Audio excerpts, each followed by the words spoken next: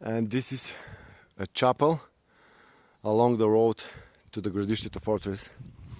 I wanted to show you a lot of blueberry plants, but still they need a couple of months. In about beginning of August we will have already fruits from the blueberries, and some people have been making a fire here and barbecue, and it's just lovely forest around.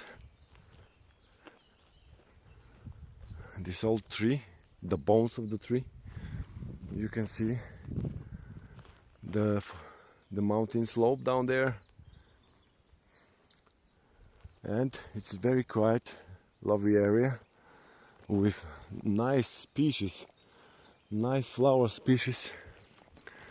If someone of you know what is this flower, please let me know in the comments. These are lovely flowers next to the chapel.